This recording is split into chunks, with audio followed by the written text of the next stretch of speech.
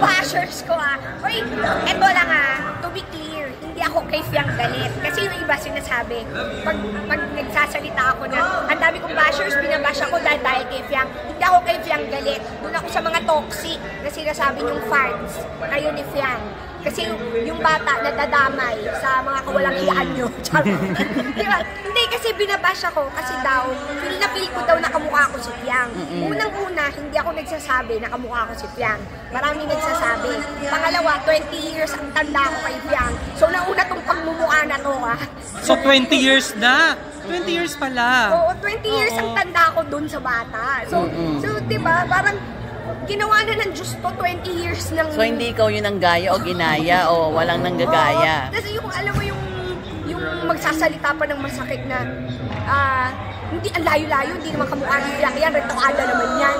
Yung parang, sino ba nagsasabi? Sino ba nagsasabi? Pero ang nangyayari tuloy, pero yung mga totoong fans at legit, sinasabi nila na, Miss KitKat, natutuwa nga po kami pag sinasabi na kamukha niyo si Fiang kasi bukod sa veterano po kayo, maganda po kayo, syempre para po sa amin na legit na fan ni Fiang, ano po kami, kumbaga parang honored, gano'n, di ba? Tsaka yun, pinagtatanggol ako ng iba na legit na sinasabi, ano bang mali, ba't kayo nagagalit? Ang ganda-ganda naman ni KitKat, ganyan.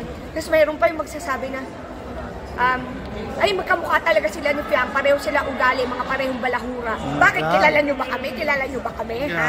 Talagang ang babalahura ako, mga toxic kayo, ganon. Talagang pumapatol ka, Kit, Ay, patol ako, patol ako. Kasi ako, kahit sa 22 years ko sa showbiz,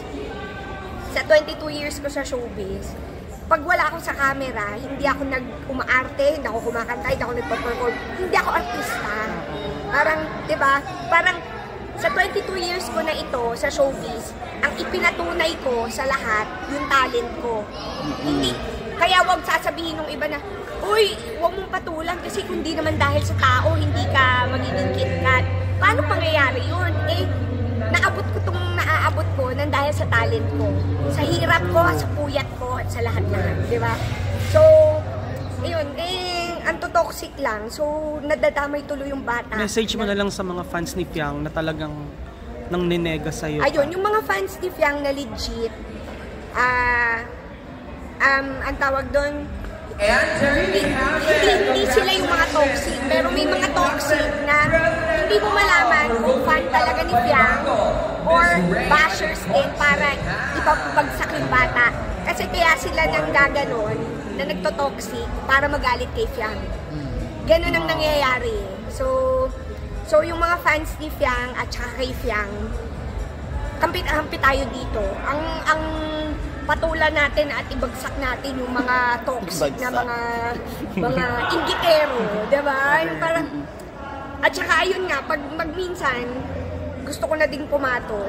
Pag sinasabi nila na, sumasakay ka kasi sikat na sikat si Fiang, ikaw laos ka na. Sabi ko, ay, kahit kailan hindi ko pinangarap na sumikat. Gusto ko lang palagi may trabaho, kumita ng pera, at saka ang mahalaga dito sa industriya na to, kung gaano kayo tatagal. Dahil 22 years na ako. Ayun.